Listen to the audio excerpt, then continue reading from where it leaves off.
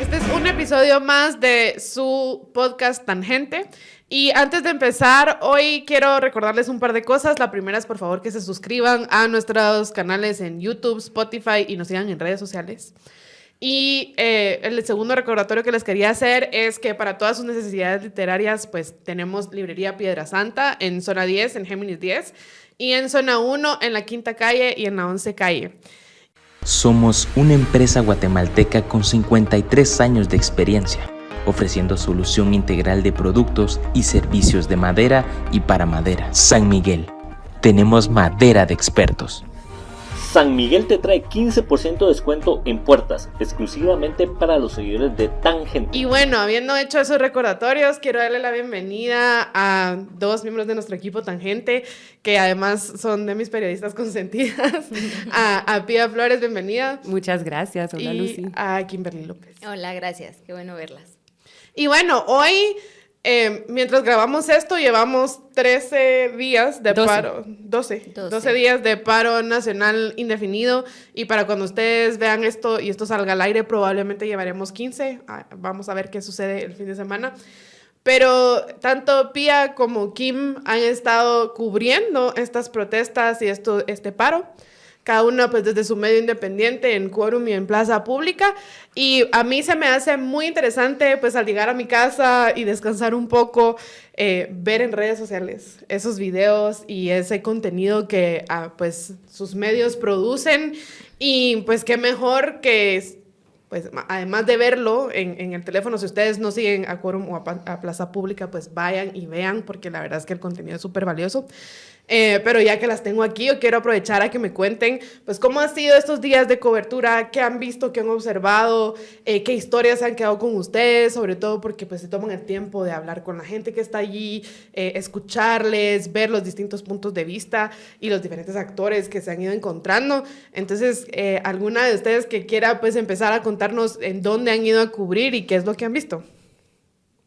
Bueno, pues gracias por el espacio. Creo que hay un montón de periodistas que están en la calle y entonces, bueno, en mi caso yo he estado específicamente como que dentro de la ciudad. Uh-huh. No he tenido la oportunidad de salir, como algunas compañeras que pues sí se han ido a Quetzaltenango, Totonicapán, pero ya la cobertura dentro de la ciudad ya es bastante fuerte, ¿verdad? Es uno de los puntos más importantes quizá de este paro, en donde están concentradas las autoridades indígenas. A mí una de las cosas más impactantes, o tal vez las que yo destaco de esta cobertura, es el hecho de acercarnos más como periodistas, uh-huh, también como personas urbanas, ¿verdad? Por así decirlo, al nivel de organización que manejan las comunidades de municipios, departamentos como Totonicapán, Quetzaltenango. O sea, para mí una de las grandes lecciones o algo que me ha llamado mucho la atención de esta cobertura es entender ese nivel de organización y esa coordinación que existe con estas comunidades. Lo hemos visto, o sea, a lo largo de estos 12 días, como que cada día ha tocado aprender algo, ¿verdad? Escucharlos, entender las motivaciones que tienen, que pues básicamente no es una cuestión coyuntural como quizá en la ciudad sucede, ¿verdad? Que algo detona, sino que creo que es una serie de motivaciones que se han ido acumulando desde hace mucho tiempo, uh-huh, y que ellos no toman esta decisión a la ligera, sino después de mucha discusión entre ellos, de mucho diálogo y de, sobre todo, un consenso, ¿verdad? Entonces creo que eso es algo que me ha impresionado mucho, que personalmente como periodista quizá no había tenido tan cerca esta experiencia, ¿verdad? Porque siempre estamos cubriendo movimientos ciudadanos, pero más urbanos. Entonces, de hecho, hace poco nosotras hacíamos una entrevista pasada en Plaza, en donde una de las grandes conclusiones era que ahora, o sea, la batuta es de los pueblos indígenas, diferente a lo que pasó, por ejemplo, en 2015. Entonces, eso es algo que a mí me ha impresionado bastante.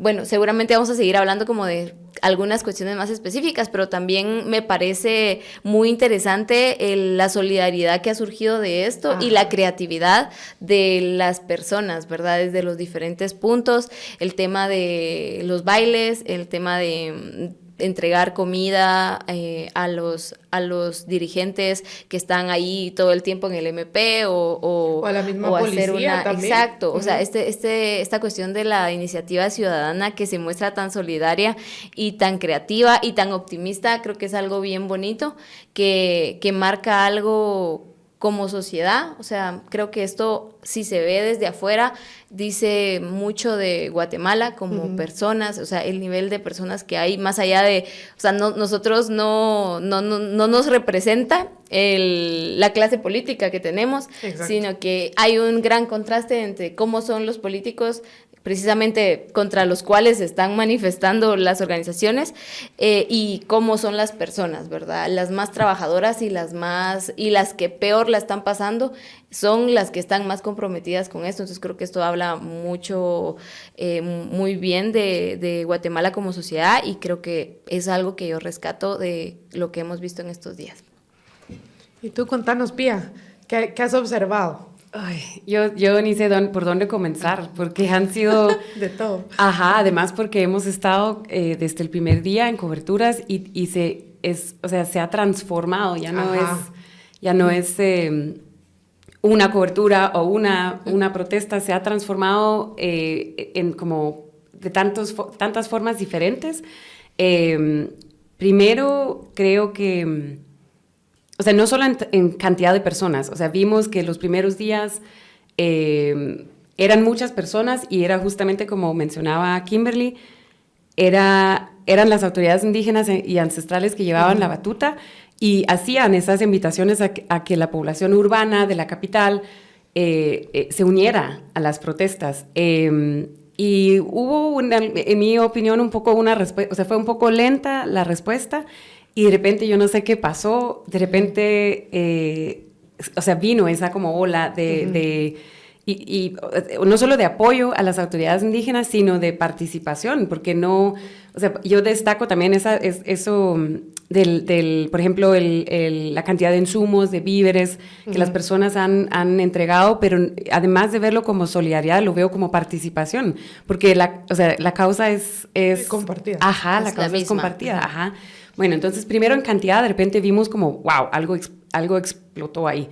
Luego la otra cosa es que, y eso sí nunca lo había visto yo, que ya no está concentrado en un lugar. Yo nunca había visto protestas desde las colonias, desde las zonas, desde los barrios, y eso sí me ha impresionado. Entonces, como, o sea, desde mi experiencia como periodista, eso de poder ir a diferentes puntos y ver las diferentes expresiones, da como un carácter y una personalidad muy, muy diversa de las protestas, que me encanta.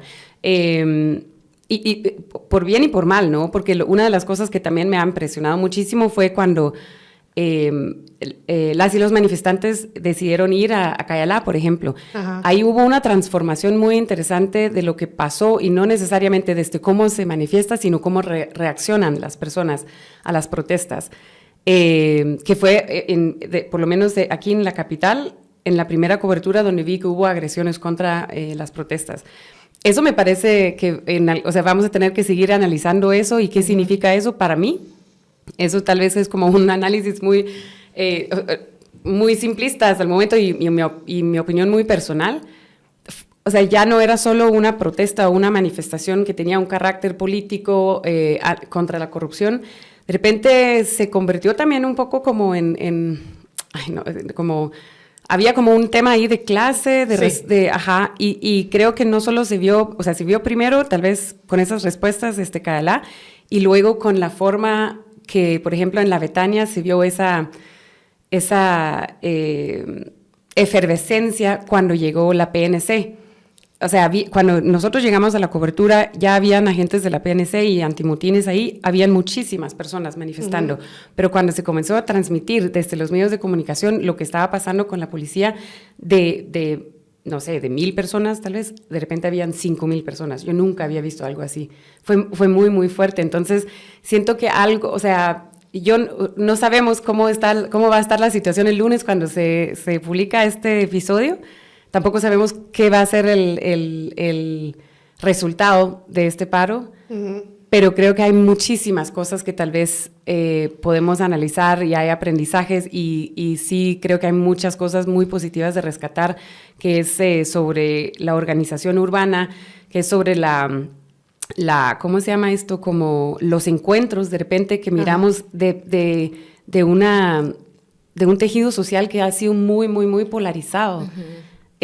O sea, para mí es increíble ver personas, no sé, o sea, que tal vez no tienen contacto con autoridades indígenas más que por redes sociales o por ver noticias o qué sé yo, pero ver este intercambio, este contacto entre compartir causas, compartir protestas o llegar a entregar insumos, o sea, me parece que hay tantos encuentros de repente que estamos viendo aquí, o ver, por ejemplo, este intercambio entre personas o sea, no sé, por ejemplo, de algunas de las colonias en la Betania que viven con muy escasos recursos y verlos a ellos juntos con personas de la clase media que viven en algunas de las áreas como con más recursos en el mismo espacio, compartir, porque a pesar de que viven a la par, tal vez no hay mayor interacción. Sí. Entonces, siento que hay muchísimo, muchísimo, muchísimo de qué hablar.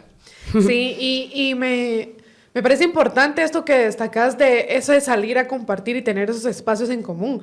Yo creo que si algo hemos notado estos días es que sí hay un anhelo por crear comunidad y por tener esos espacios públicos en donde se puedan hacer actividades pues lúdicas como las que hemos observado, desde esa marioneta de un quetzal que la hacían volar hasta la lotería de los corruptos o corruptería que le pusieron también, esas actividades lúdicas, que música, baile, clases de baile, chamuscas, o sea, de verdad, de todo tipo de formas de convivir en comunidad, que usualmente esos espacios no existen. O sea, puede haber pasos y pedales si quieres, pero es bien diferente a lo que hemos visto estos días, desde concursos de pancartas, el que haya espacios para que la gente tome un micrófono y dé un discurso, que sucede mucho, sobre todo en Gerona. He visto que la gente pues hace sus turnos y van tomando la palabra y todos escuchan, y entonces ahí es donde ves pues que sí hay una organización, pero que a la vez esa organización es bastante espontánea, orgánica, natural, digamos. A mí sí me parece que es bastante alejado de la realidad, pues todo este discurso con el que salió Yamatei a decir que esto es orquestado, que financiado, que etcétera, cuando uno simplemente con salir a convivir con cualquiera de estos puntos del paro puede darse cuenta que no es así. O sea, realmente a la única gente que engaña es a la que no está participando de esto o la que no ha sido testigo de esto. ¿Ustedes han visto en algún punto de su cobertura algo que ustedes digan, no, sí, esto sí tiene que estar orquestado porque de otra manera no sale? Sí. La plaza, lo que pasó en la plaza. Y no solo fue orquestado, o sea, yo no sé quién habrá sido el director así de escribir ese teatro, pero está muy mal organizado. Es que, o sea, fue una repetición de lo que ocurrió entre el 21 de noviembre de 2020 y el 28 de noviembre. Fue una réplica, solo que, o sea, peor, o sea, con una realización peor. O sea, o sea, era tan obvio. Hay una manifestación pacífica, llega un grupo, comienza a alterarse, hay una respuesta del antimotines y de repente solo se quedan ahí atrás, literalmente viendo. O sea, yo tengo videos donde hay, o sea, una fila de antimotines, así, observando mientras estaban destruyendo el monumento. Y no, simplemente no actuaban. Bueno, luego vienen algunas personas que estaban en la manifestación que comienzan a decir, ¿por qué no están? O sea, que reclaman, ¿qué están haciendo? ¿Qué están haciendo? Y de ahí como que medio van caminando por la plaza y comienzan ahí a dispersar el grupo. Yo recuerdo la última entrevista que estábamos en vivo, consulté con la PNC cuántas capturas habían habido, y eso fue cuando ya había terminado, me dijo que 4. Y luego sale que eran 18. Ajá. Yo no sé cuándo habrán hecho esas detenciones, y obviamente puede ser que en el momento también, o sea, la información todavía no estaba confirmada dentro de la PNC, pero yo no sé dónde habrán salido esas 18 capturas o cuándo, pero no sé, o sea, era demasiado obvio. O sea, habían más agentes antimotines que el grupo de jóvenes que estaban ahí destruyendo el monumento podrían haber actuado si querían, sí, aunque sea para dispersar, aunque sea para correrlos hacia otro o para punto. Disuadir, digamos. Sí, ajá. Pero no actuaban, no actuaron. Yo creo que se dan cuenta que no están tratando como que con una población que no entiende lo que está pasando y que se va a dejar llevar porque vio que un grupito hizo, ese sí es un grupito, hizo un estrago, destrozos ahí en el monumento y creo que, o sea, si no es que hay personas que están difundiendo información como periodistas desde los puntos de manifestaciones, las mismas personas están haciendo sus transmisiones en TikTok. O sea, ajá, cuando tú vas a Gerona, por ejemplo, te das cuenta que va toda la gente así como, sí, aquí estoy, que no sé qué, interactuando con sus propias audiencias. O sea, es una cosa que ya de verdad no hay espacio para vacíos de información, porque creo que la información está fluyendo bastante y sí, precisamente lo que decía Pía en ese momento fue muy evidente para todos, que unos minutos antes sale el presidente a dar su discurso grabado, donde estaba preocupadísimo por algo que ni siquiera había sucedido en el momento que él grabó su mensaje.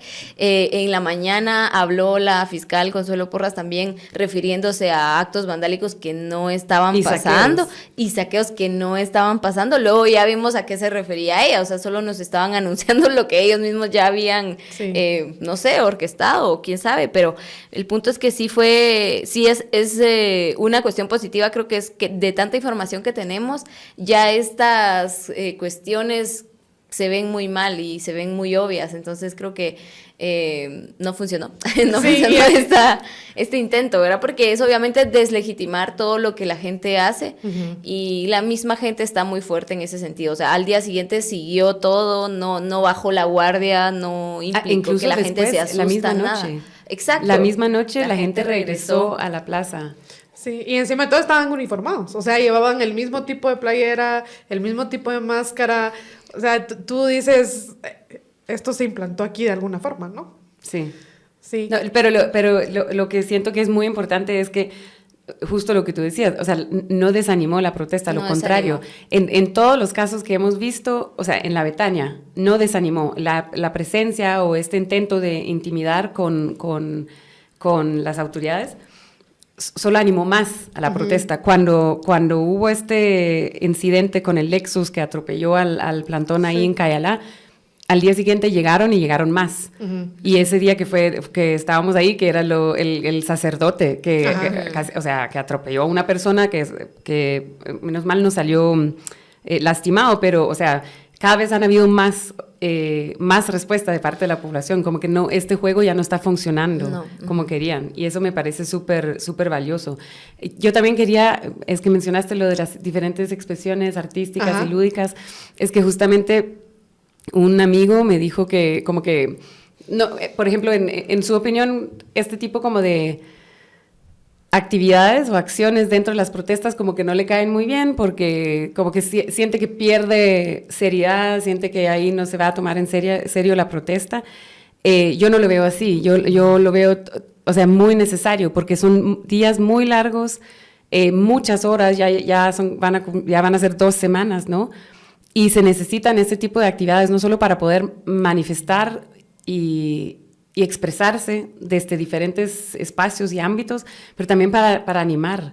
O sea, lo que veo es que este tipo como de actividades genera muchísimo como ánimo, mucha alegría, y hay una compañera, Melissa Rabanales, que hizo un reportaje justamente sobre cómo la fiesta puede ser parte de una manifestación y cómo eso de celebrar y reírse en este tipo de situaciones o contextos, cómo es súper importante. Les recomiendo que lo lean. Y eso es justamente lo que estamos viendo, que hay diferentes iniciativas de cómo seguir con los ánimos o mantener los ánimos hasta arriba para no ceder, porque eso es lo que hemos visto en otras ocasiones. Lo que también veo es que no hay miedo. En 2020 lo que querían, sí, o por lo menos es la interpretación, ¿no? Que lo que intentaban generar era miedo para desanimar las protestas y funcionó. Lo que veo es que ahora no está funcionando. Eso es muy, muy lindo. La gente en vez de tener miedo y retirarse, llegan más y llegan con más alegría, más fiestas, más baile. Y es otra forma de hacerse escuchar, ¿no?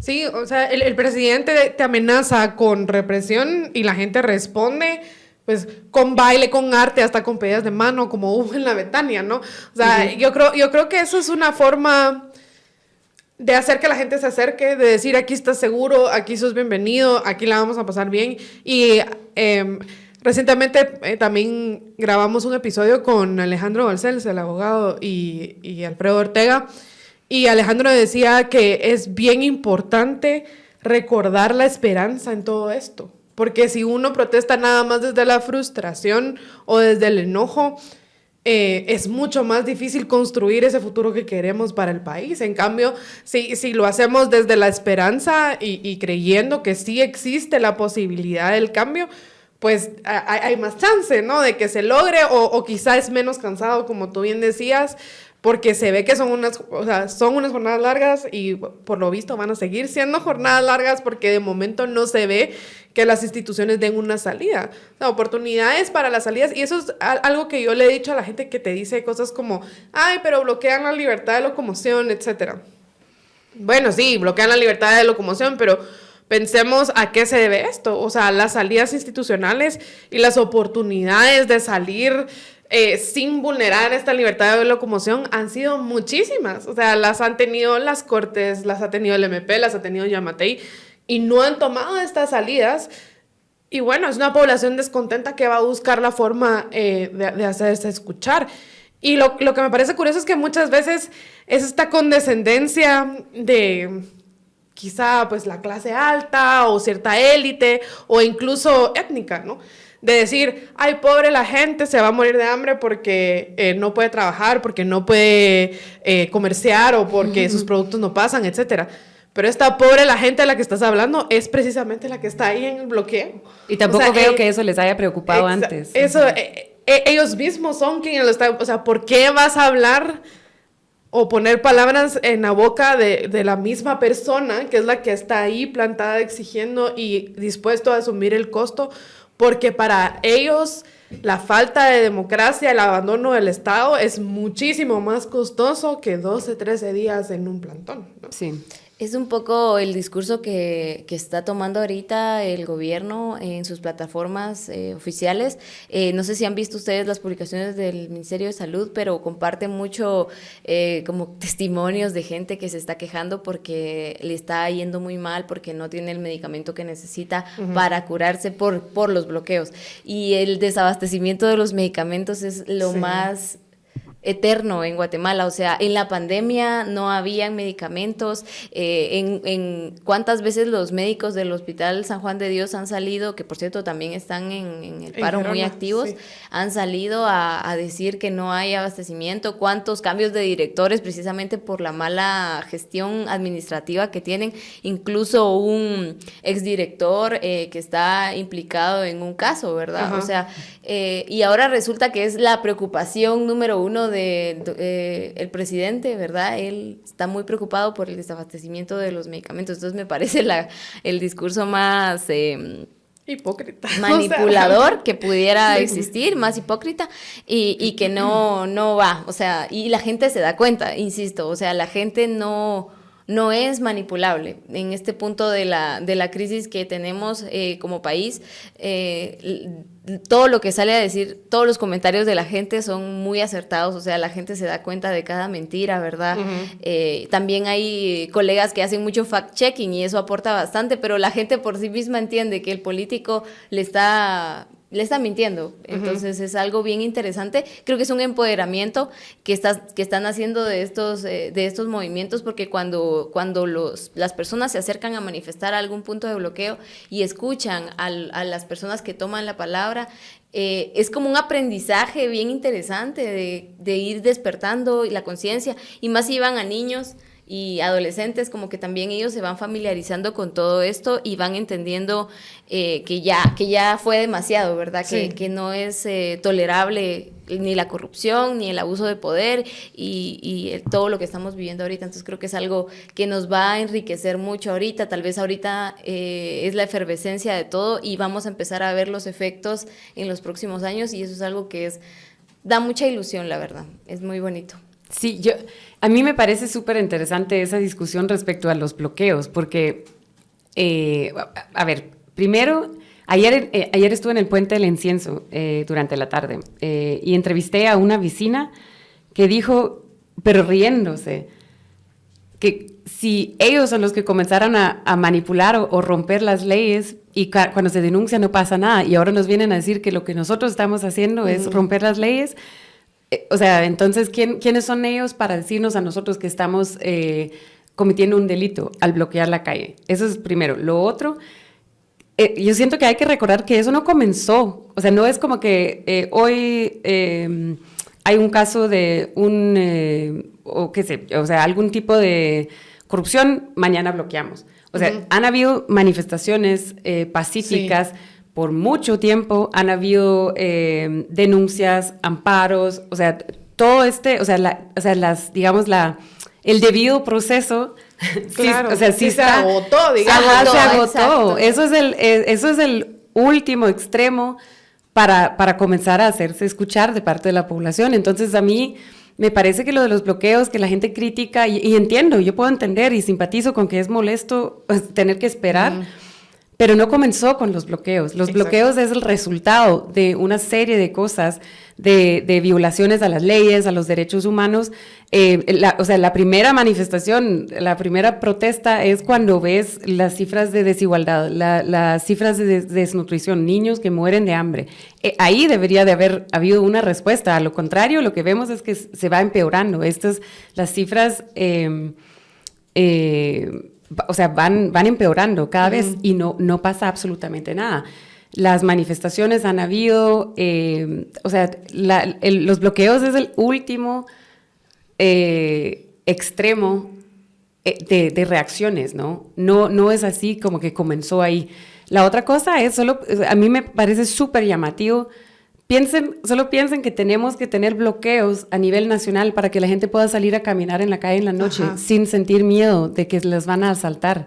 O sea, es lo mismo que pasa cada domingo en la Reforma. Se tiene que cerrar una calle para que la gente se atreva a salir, a correr, a usar bicicleta, con su familia. O sea, ¿qué tipo de país tenemos si se tiene que bloquear una calle para sentir seguridad y caminar como ciudadana en tu ciudad o en tu espacio? Es bien llamativo.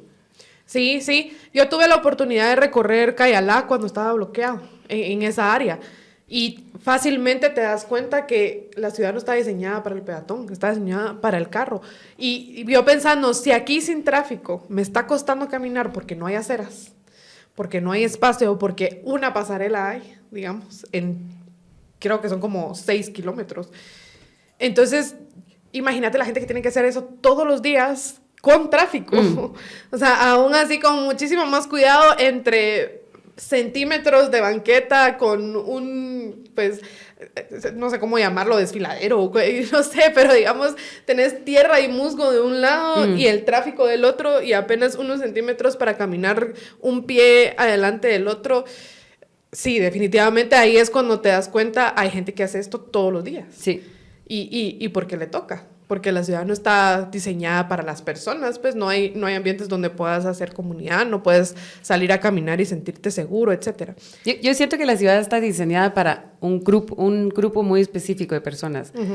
Y son justamente esas personas que reciben a las personas que vienen caminando para trabajar en sus casas o en sus jardines o en sus bancos o en sus supermercados. Y ni siquiera les importa si hay transporte público para que puedan llegar. Porque si no llegan, pues hay otra en la fila, esperando, buscando cómo sobrevivir O sea, yo creo que eso es un punto. Y justamente por eso ya, o sea, como que ya no es solo sobre la corrupción, es todo un sistema. Y eso es lo que han dicho también algunas de las autoridades indígenas. Una cosa es pedir la renuncia de esas personas, eso es el primer paso, pero luego tiene que venir un cambio de todo un sistema que simplemente, o sea, no favorece a su población, en su mayoría por lo menos. Sí, y tú decías al principio, Kim, que esta población o esta ciudadanía no se merece ese tipo de gobernantes que tenemos. Y yo creo que estas manifestaciones y este paro, pues te ponen en evidencia que la gente ya se está dando cuenta de eso. Porque quizá antes sí se la creían, que ay, tenemos el gobierno que merecemos, pero ahora ya no. Ahora ya se dan cuenta que definitivamente merecemos un mejor gobierno, un Estado que no abandone. Y el notar que hay ciertas personalidades como Yamatei, por ejemplo, Consuelo Porras, Curruchiche, etcétera, que no dejan que haya control de poder o se resisten al control de poder, que no son transparentes, que no se dejan cuestionar, eso prende las alarmas de cualquiera, sea de la clase, nivel educativo, etnia que sea. O sea, tú como ciudadano, si ves que un gobernante no está dispuesto a obedecer un freno que te están poniendo, o a reconocer un límite legal, o a que te cuestionen, o a que te pidan transparencia, entonces tú decís, este no es el tipo de gobernantes que yo voy a tener, no estoy dispuesto a tolerarlo. Y yo creo que eso es parte de ese despertar. Yo he notado que ambas han tenido oportunidad de conversar con gente, no sé si nos cuentan algunas de las historias de algunas de las entrevistas que han hecho, o alguna que se les haya quedado en la memoria, no sé. Yo he visto por ahí en sus redes y que quieran compartir pues con la audiencia de Tangente también. Bueno, pues varias cosas, o sea, como que uno afortunadamente ha tenido la oportunidad de acercarse a varios perfiles de personas.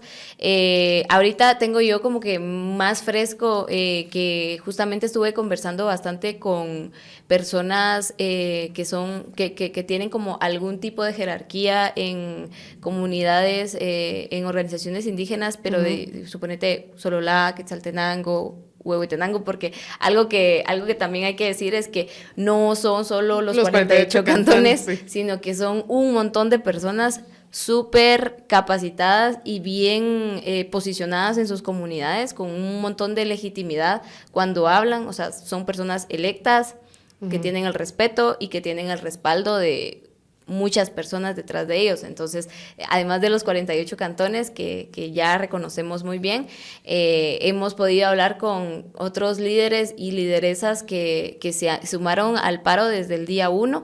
Quizá no lo hicieron desde la ciudad, pero sí lo hicieron desde sus diferentes departamentos, y luego pues ya se fueron como que movilizando a diferentes puntos para tener como la presencia en diferentes puntos del país. Y a mí me conmovía mucho escuchar a uno de los líderes que se le quebraba la voz, porque yo le preguntaba como qué es lo que él estaba sacrificando por estar participando en el paro. O sea, él como que inmediatamente me menciona a sus hijos, a su familia, pero está muy cansado de estos 12 días que llevamos. Está deseoso de regresar a su casa, o sea, ¿quién no va? Al final del día nosotros estamos aquí, cubrimos y es como vemos todo esto, pero volvemos a nuestra casa a descansar en la comodidad, con tus cosas y todo, pero a dejar todo, dejar tu trabajo, tu familia y tu cotidianidad por venir a hacer resistencia a la ciudad, creo que eso es algo bastante fuerte, muy sacrificado, y él casi que llora, te lo juro, en la entrevista, y a mí, o sea, se me erizó la piel de pensar que estas personas se ven fuertes, pero están tristes, o sea, están tristes y tal vez es cansado, no sé si frustrante, pero eso es algo que me impresionó mucho porque al final de cuentas todos están dejando algo por estar participando y no es algo fácil, ¿verdad? Al mismo tiempo pérdidas económicas, ¿verdad? Un señor me hacía la comparación, me decía algo así como, imagínense que cuánto es el salario mínimo por día y nosotros llevamos 12 días, 10 días acá, entonces, ¿cuánto hemos perdido ya nosotros, verdad? Y nosotros no estamos como que, no estamos como que todo el tiempo en nuestros discursos diciendo es que nosotros estamos haciendo esto, como llevándonos algún premio, sino al contrario, pérdidas totales, ¿verdad? Entonces creo que eso es una reflexión interesante, de que detrás de toda esta iniciativa hay un sacrificio bastante grande de muchas personas, y que es incluso hasta molesto para ellos como que se les cuestione con que les están pagando. O sea, sí, es bastante indignante, les molesta mucho, ¿verdad? E insisten bastante en que no han recibido ni un solo centavo de nadie. Si alguien los está financiando, dicen, en todo caso es la misma gente que les ha dado comida y les ha dado que acceso a un baño, que permiso para bañarse, cositas así que a uno como que le generan un tipo de apoyo, pero nada más que eso, ¿verdad? Entonces, de hecho, fue bastante... como que reaccionaron bastante molestos también, creo que Pía también lo vio, lo reporteó, que cabal cuando Yamatei salió a dar su video y dijo un montón de cosas, que para empezar que era un grupo, que si tenían como otras motivaciones, que si los había convocado el presidente electo, ¿verdad? Esa es otra cosa que ha sido bastante, que no les gusta, ¿verdad? Porque ellos no son políticos en ese sentido, por lo menos partidistas, ¿verdad? Sino que hay motivaciones como bien legítimas y bien profundas detrás de esto. Entonces, creo que eso es lo que tengo fresco ahorita, porque como dice Pía, hay un montón de cosas que uno ha visto, pero desde el día 1 para acá todo ha evolucionado un montón. Entonces, eso es lo que te puedo aportar ahorita. Si se me viene otra cosita, lo comento. Sí, pero se me hace súper valiosa esa perspectiva que das, porque entonces ahí es donde uno reconoce verdaderamente el valor de la presencia de estas personas aquí, ¿no? Porque no es cosa fácil y no ha sido, digamos, no es una decisión que han tomado a la ligera. O sea, definitivamente han tenido que sopesar las consecuencias de esto que están haciendo y aún así sienten que vale la pena. Sí, yo estaba tratando como de hacer cuentas sobre entrevistas que hemos hecho, pero es que la verdad todo está un poco revuelto, además porque hay algunas coberturas, unos días donde hemos estado desde las 9 de la mañana hasta las 10, 11 de la noche. Entonces como que lo que se procesa casi que durmiendo ya. Hay como dos situaciones que no sé, como que los tengo como muy presentes y lo más divertido es que no son entrevistas que hice. De hecho, uno es una entrevista que no pude hacer, que fue fue el viernes pasado, cuando los mercados convocaron una conferencia de prensa para anunciar que se iban a unir al paro. Luego de la conferencia de prensa caminaron hacia el MP. Camino al MP, yo estoy de un lado como haciendo un video de la marcha de los comerciantes que venían caminando. Y cuando voy como girando la cámara, veo una señora que abre su puerta y sale, y está así, llorando. Y yo así como, pues, chute que es uno de periodista, ¿no? Yo literalmente, o sea, terminé de grabar, corrí y le pregunté, ¿por qué está llorando? Y me dijo porque eso era, o sea, me dijo literalmente, eso era lo que se necesitaba. Y, o sea, eso era lo que hacía falta. O sea, primero yo casi lloro porque no sé, como me impacta mucho. Bueno, aparte como que yo a veces me pongo muy sentimental si hay otras personas que lloran, pero sí me impactó muchísimo esta reacción tan genuina, tan inmediata. Y le pregunté, ¿será que le puedo hacer una entrevista? Y me dijo que sí quería hacer la entrevista, pero que literalmente no, o sea, que no podía porque comenzaba a llorar. Ver ese tipo de reacciones. Ella es como un ejemplo de algo que siento que hemos visto que es muy generalizada en este momento. Justamente lo que también decía Kimberly, o sea, no hay esos vacíos de información. O sea, yo hasta el momento, yo recuerdo en otras épocas, cuando uno se subía después de una cobertura a un taxi y comenzabas medio a platicar o te preguntaban así como cómo estaba la cosa, la verdad, o mucha gente estaba como resignada, incluso como a informarse, porque siempre son malas noticias, o no estaban de acuerdo. Yo, de verdad, yo no he visto ni uno hasta el momento. Solo las personas que hemos visto que han estado en los bloqueos, por ejemplo, y que alegan o que reclaman. Pero así como cuando uno habla con las personas, de verdad, la cantidad de personas que están con la causa y que están muy bien informados es completamente impresionante. Pues esa señora es una de las cosas, o una de las, como que los momentos que me marcó muchísimo en esta cobertura hasta el momento. También otra que fue eso fue el primer día, donde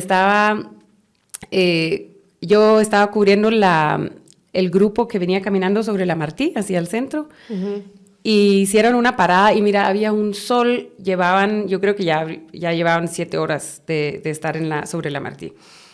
Hacía un calor horrible y hacen como un receso justo enfrente de una tiendita. Y hay una señora que saca la mano y comienza como a llamar a una de las personas en la marcha. Y cuando llega la persona, ella comienza como a pasarles bolsas o sea, una bolsa grande con bolsas pequeñas de agua. Y yo así, o sea, ver ese tipo de expresiones de apoyo. Y que ni siquiera regreso otra vez porque no lo veo tanto como solidaridad o apoyo, porque apoyas a alguien que tiene una causa. Es una forma de involucrarse y agradecer lo que están haciendo. Entonces pregunté a la señora si me quería dar una entrevista y ella, o sea, también, o sea, llorando, diciendo no. O sea, hay que apoyar eso, hay que seguir con esto porque ahora por fin hay un momento de cambio. Creo que se llamaba Angélica, la señora. O sea, ver ese tipo de expresiones y ver, no sé, o sea, como ver que realmente viene desde la población.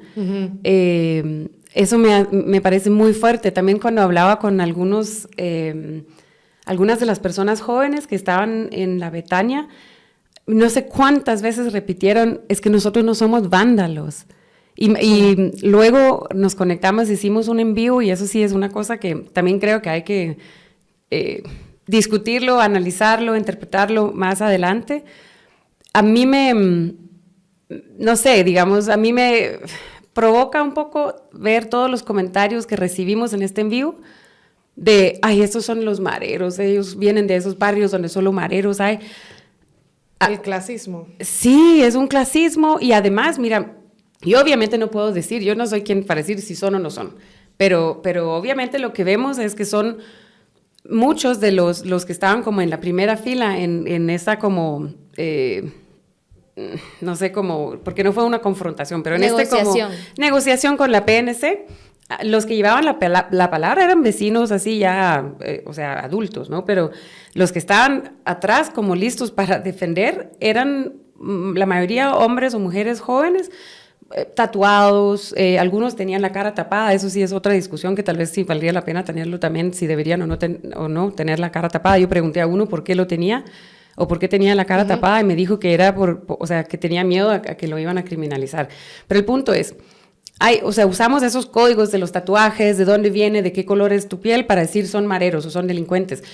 A mí no me consta decir si son o no son. Lo que sí puedo decir es qué pasa cuando hay un joven o una joven que ha crecido en una vecindad en completo abandono y está a menos de 2 kilómetros de zonas de mucho lujo, ¿no?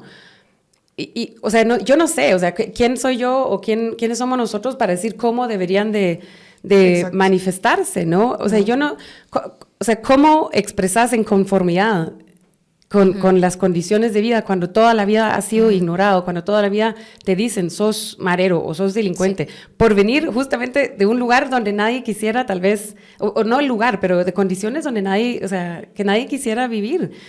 Eso también, o sea, eso tal vez es una parte como negativa de una impresión que me dejó ver estos comentarios, cómo se descalifica esa expresión de parte de juventudes que ahora se están manifestando y que vienen de lugares en condiciones de vida completamente nefastas, ¿verdad? Que no, o sea, que no tienen agua o tienen un acceso limitado al agua, a la salud, a la educación, y siento que justamente regresamos a lo mismo.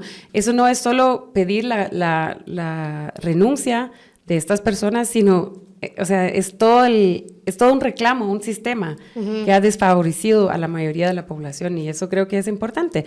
Y es feo ver que incluso personas que están de acuerdo y apoyan a la causa, incluso entre estas personas existe este clasismo de descalificar a las personas por cómo se visten o si tienen o no tienen tatuajes o por de dónde vienen, ¿no?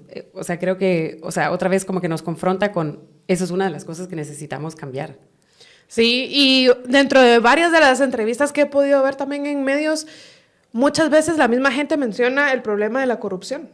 O sea, sí hay esa conciencia de que hay algo que se les está dejando de ver. Digamos, el hecho de que hay un abandono del Estado, el hecho de que no tienen servicios públicos básicos cuando saben que deberían de tenerlos, ¿no? Y están conscientes de que el motivo por el que no lo tienen es la misma corrupción. Y bueno, antes de seguir, tengo que hacer una pequeña pausa para agradecer a nuestro patrocinador PariSmart. Ya sabes, si algún día necesita tomarse, bueno, quiere, no necesitaba, quiere tomarse una copa o algo, pues antes de empezar, tómese su pastillita de PariSmart. Con eso reduce los efectos de la resaca, protege su hígado y además que es muy accesible, está disponible en farmacias y también en supermercados. Así que gracias a PariSmart por patrocinar este espacio. Y bueno, quería también hablar acerca de cómo existe esta narrativa que, como tú bien lo decías, entre la gente no se escucha, pero en redes sí resuena, de que supuestamente nos están dividiendo. Y yo creo que más que nos están dividiendo, yo creo que hay un grupo de gente que se está aislando. Porque dentro del paro y de las diferentes manifestaciones lo que notas es unidad, lo que tú bien decías, que gente que quizá en otras circunstancias nunca habría tenido la oportunidad de hablarse entre sí, está llegando a hablarse, a sumarse y apoyar, etc. Mientras que hay un grupo que solito se está aislando, pues todo por mantener una supuesta consistencia de decir que los paros o los bloqueos son supuestamente ilegales, o bueno, puede que sean ilegales, no lo sé, o que esas no son las formas, etc. Cuando en realidad lo único que hace falta es sentarse a escuchar. Yo recuerdo cuando estudié en políticas públicas, políticas de desarrollo, cómo se tiene este debate que muchas veces las políticas de desarrollo son pues esa como carga del hombre blanco que viene a salvar condescendientemente y que muchas veces esas políticas no resuelven el problema, sino imponen una supuesta solución que alguien más diseñó sin tener verdadero conocimiento de qué es lo que está sucediendo. Y creo que se puede ver mucho de eso aquí también. O sea, este tipo de persona que solo llega y dice, así no se va a resolver nada. Bueno, ¿cómo sabe usted? O sea, ¿por qué no viene y escucha primero? O ¿por qué no dirige su indignación y su molestia hacia las personas que pudieron haber dado una salida institucional y se rehúsan a hacerlo hasta el día de hoy? Cuando han tenido ventanas de oportunidad una tras otra.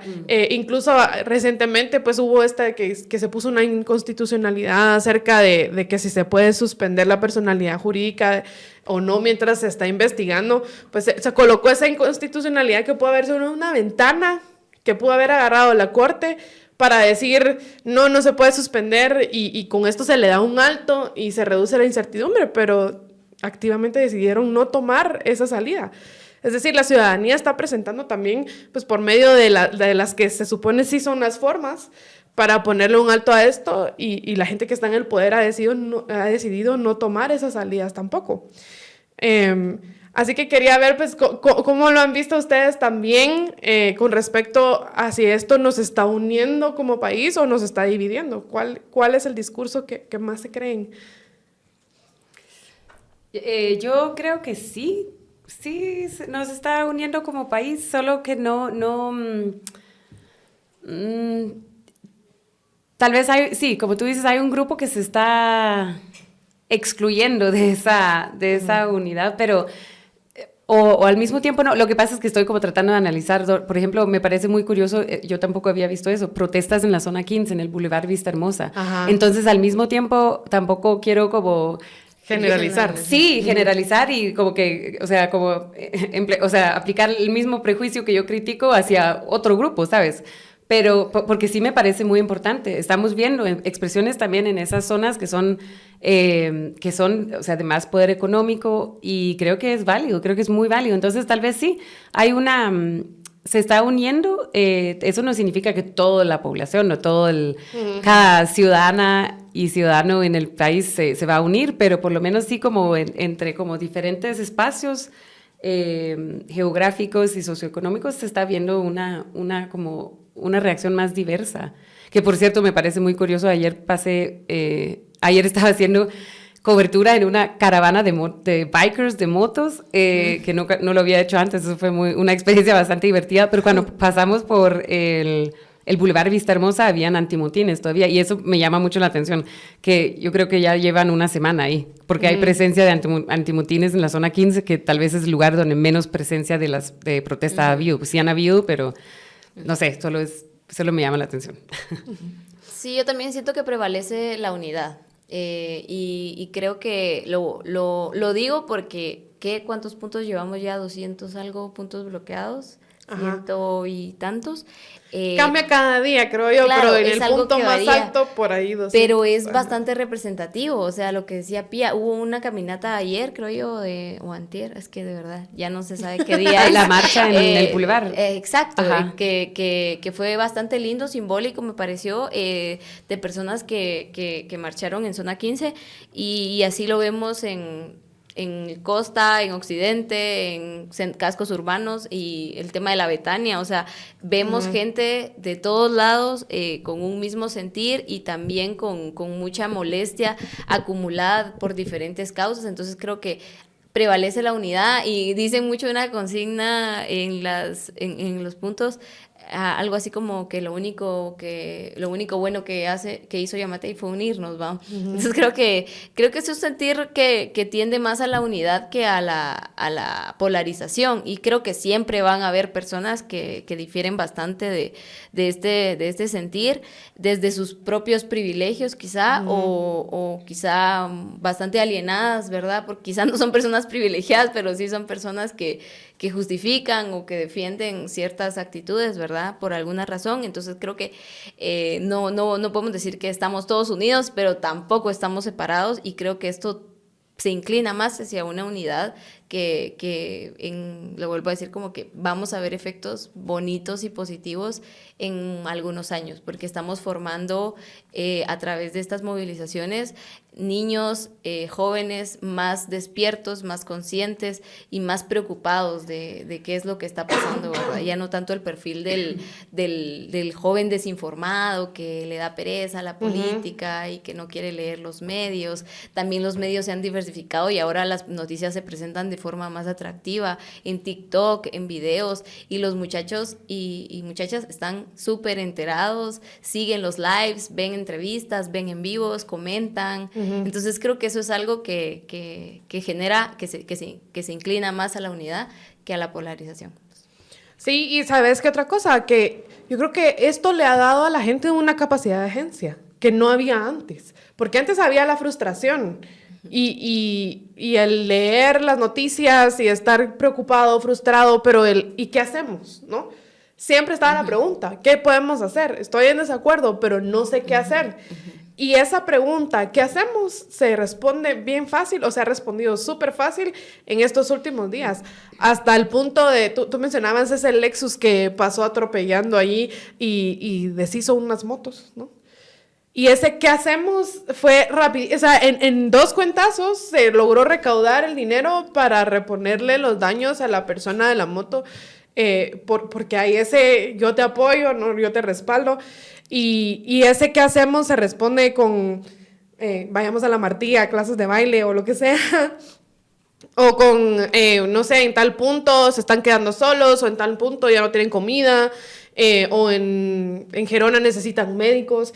Y entonces la gente ya tiene una respuesta a ese ¿qué hacemos? Que por años no habían podido responder. Y yo creo que eso es también algo que hace que esa apatía de la que todo el mundo se quejaba, o la ciudadanía está dormida, cambie, ¿no? Y bueno, hay que ver cuánto dura la transformación también, porque uno dice, bueno, Guatemala despertó, o lo que sea, y hay que ver cuánto tiempo dura, y sí, también pues esta capacidad de agencia puede migrar a otras formas también, ¿no? Sí. Sí, yo perdón, es que me quedé pensando en una cosa que me impresionó muchísimo ayer en el Puente del Incienso.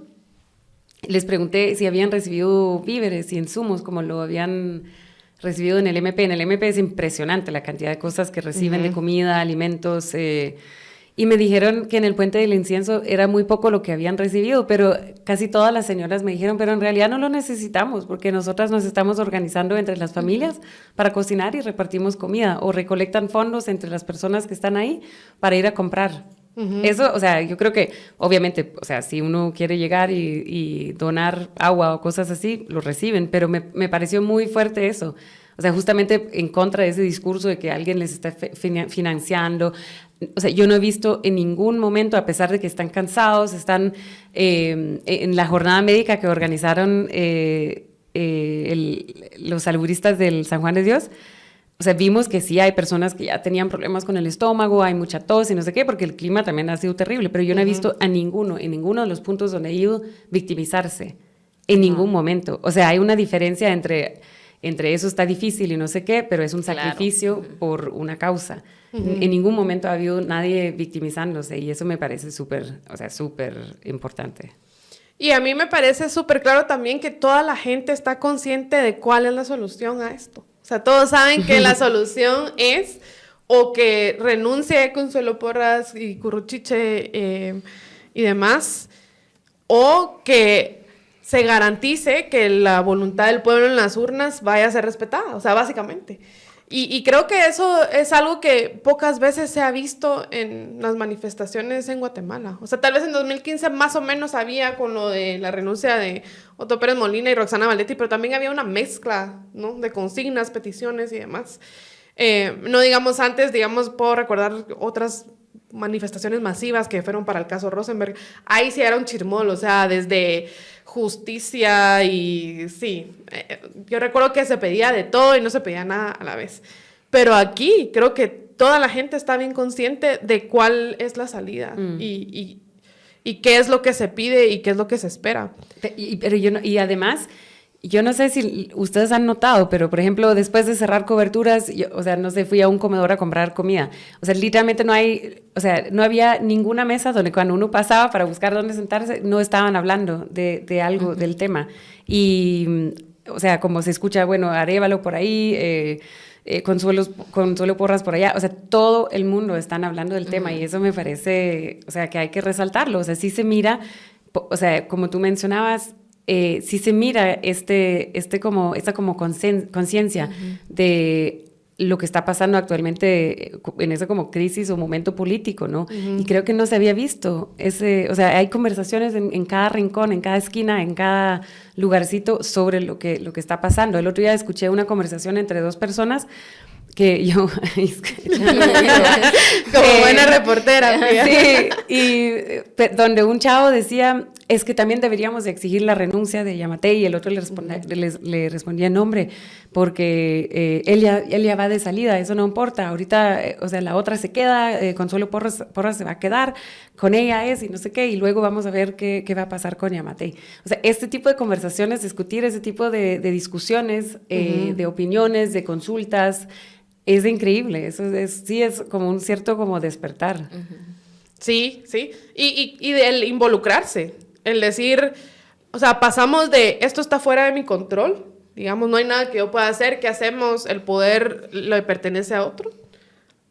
Yo puedo tener control aquí también, o sea, esto no está del todo fuera de mi control, yo también puedo, la soberanía está en el pueblo, ¿no? O solo el pueblo sabe el pueblo, o lo que sea, pero poder decir, yo tengo también aquí un rol que jugar y lo estoy jugando.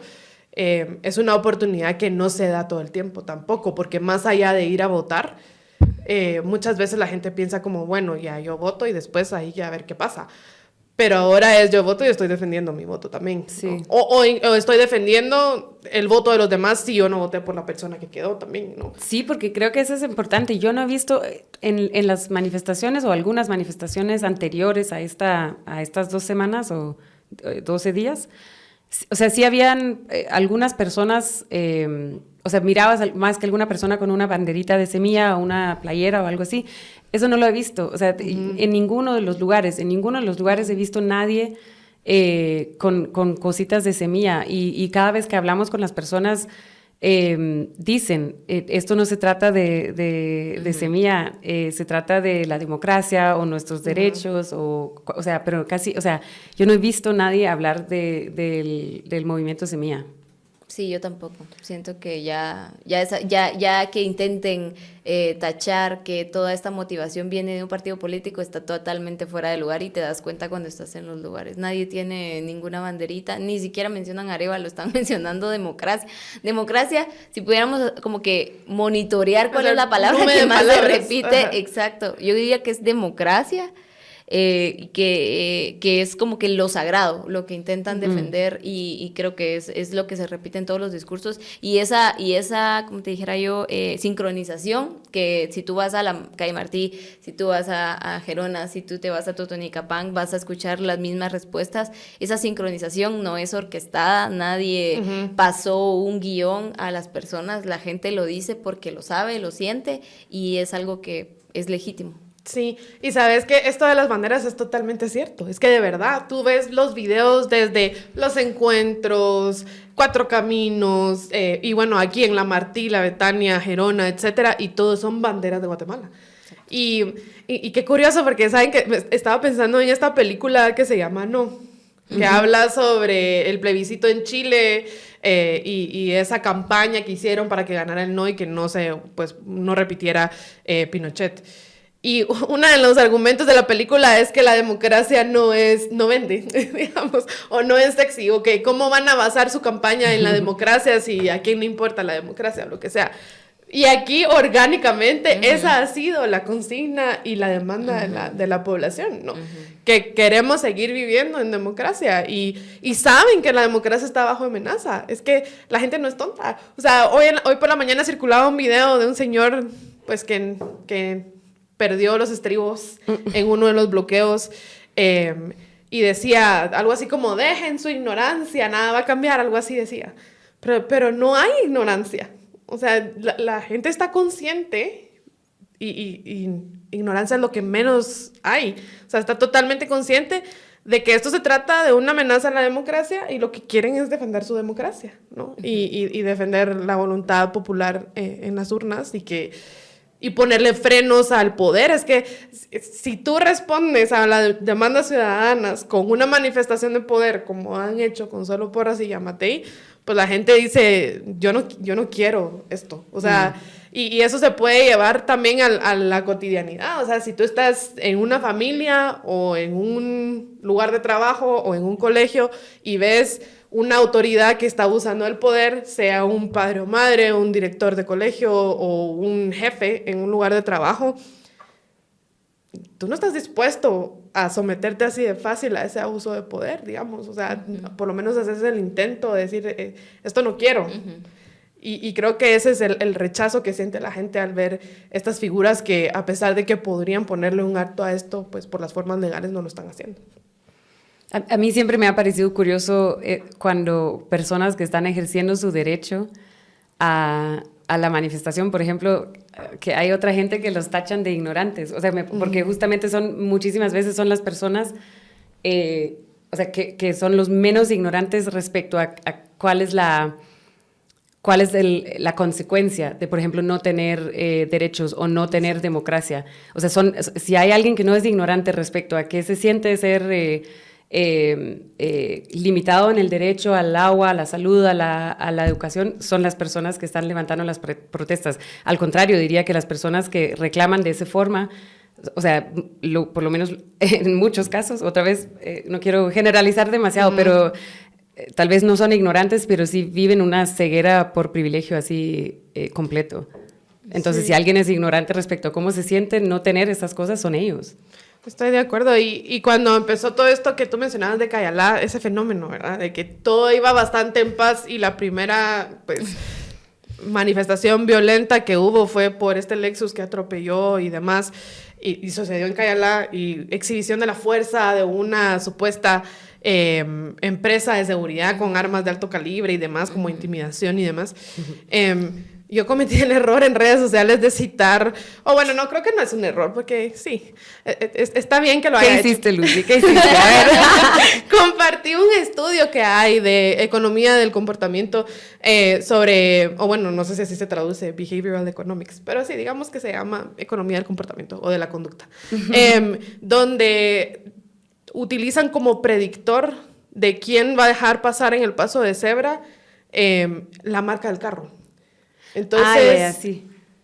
En ese estudio se observa que la gente que anda con carros más caros es la que menos cede el paso al peatón en el paso de cebra. Y es uno entre muchos estudios que observan cómo usualmente pues, la gente de plata tiende, para no generalizar, tiende a no seguir las reglas o a no respetar las reglas o a creer que puede salir impune o a tener esta falta de empatía, etc. Incluso hay un podcast que a mí me encanta de este autor Michael Lewis que se llama Contra las reglas, Against the Rules, donde en varios episodios se toca justamente este fenómeno, tanto anecdótico que jueces que cuentan que usualmente la gente que tiene más medios económicos es la que piensa que se puede salir con la suya y puede irse en contra de las reglas, ¿no? Entonces, bueno, yo lo comenté pues mucho más corto porque es un tweet, ¿no? Y recibí varias opiniones, incluyendo a alguien diciendo de que yo odiaba a los ricos y que... ¿Qué más me decía esta persona? Algo así como que por qué mejor no fuera productiva y trataba de superarme yo económicamente en vez de odiar a los ricos o algo así. Y bueno, para empezar que, o sea, no es casualidad que me ame luz, yo soy un ser de luz, no yo odio mi corazón, no odio a nadie, y menos a los ricos. Y yo sí estoy... Que quede claro. Ajá, y yo sí estoy pues de acuerdo con que tiene que haber prosperidad, ¿no? Y qué bueno si hay prosperidad económica, etcétera. Pero solo es algo que es un fenómeno que no es solo pues aquí, sino es algo que se observa, que precisamente la gente que tiene los medios económicos pues puede tener los contactos y el dinero para poder salirse con la suya, y entonces están acostumbrados a que quizá no todas las reglas digamos, tienen esa tendencia a pensar que quizá no todas las reglas les aplican porque, digamos, y si les aplican, pueden salirse con la suya, digamos. Sí. O digamos lo que tú decías, ¿no? Que quizá ellos ya saben cómo vivir sin agua, sin etcétera, porque pueden contratar pipas de agua, pagar medicina privada, ¿no? Hospitales privados, etcétera, mientras que mucha de la gente que se encuentra en los paros y organizando los paros es esta gente que no puede darse el lujo de buscar esos servicios que el Estado no les está brindando. Sí, yo respecto a eso, o sea, porque me parece, ese estudio sí lo vi y me parece súper curioso. Yo no sé cómo se llamará en español, pero como entitlement, o sea, como sentir que tú sí estás en tu derecho. Estás en el derecho. Ajá, de hacer ciertas cosas, aunque estás más que consciente que no deberías, pero igual lo voy a hacer. Es como prepotencia. Uh-huh. Siento que muchas veces se ve aquí y no solo se ve, o sea, no creo que sea algo así como... qué sé yo, como un defecto de carácter necesariamente, también es porque hay un sistema que lo avala. Lo premia. Ajá, o sea, un ejemplo es este sacerdote que atropelló al plantón el domingo. Si no entiendo mal, creo que había pasado apenas 2 horas, ya estaba... Como sin nada, sí. Sin nada, otra vez, supuestamente porque no había nadie que presentó denuncia. Yo recuerdo que escuché a los jóvenes que fueron como golpeados por el carro y la persona que fue atropellada por el carro, que se lastimó la rodilla, pero no pasó nada. Pero, o sea, el punto es que pudo haber matado a esa persona porque él literalmente estaba encima del capó en un momento y ellos no querían presentar denuncia en este momento, creo que por miedo. Pero lo que no entiendo es, habían muchísimas personas aquí y eso pasó, o sea, justamente donde pasó él, casi encima de una persona, había una fila de agentes de la Policía Nacional Civil. Uh-huh. O sea, eso no es suficiente para que haya una denuncia o una investigación de oficio. Ajá, o sea, es un proceso. Público. O sea, no entiendo. Entonces se mira constantemente este tipo de situaciones. El otro, no sé si vieron que Nancy Cinto, que es activista y que fue criminalizada por hacer una pinta en las protestas del noviembre de 2020, a ella, o sea, su caso sigue, ¿no? O sea, le amenazan con una pena de 6 a 9 años por haber lastimado ¿cómo es? Un patrimonio. Un patrimonio. Pero todas las capturas o las detenciones de las personas que participaron en destruir el monumento en la plaza el otro día, salieron con una fianza y ya está, como que no se van a levantar más cargos. O sea, entonces se mira constantemente cómo hay un sistema que no solo favorece a cierto grupo, sino también intereses muy específicos. Y se repite y se repite y se repite en Guatemala. Bueno, yo creo que ya estamos sobre el tiempo. La verdad es que la plática es fascinante. Da para mucho. Y yo podría escucharlas con sus aventuras de cobertura pues todo el rato, pero para que usted no se las pierda, puede ir a buscar pues, a Pía y a Kimberly en sus redes sociales y a Cono, mi plaza pública. Constantemente están generando este tipo de contenido que nos lleva pues a la misma gente que está allí dentro de las protestas. Uno puede escuchar entrevistas, ver videos de cómo se está viviendo cada cosa y amplía bastante la visión y también sirve para cruzar la narrativa, digamos, del gobierno o las versiones oficiales de las cosas con la realidad que uno está viendo ahí afuera. Así que gracias a ambas pues, por su trabajo y gracias a ustedes por permitirnos acompañarles en esta jornada y nos vemos en una siguiente.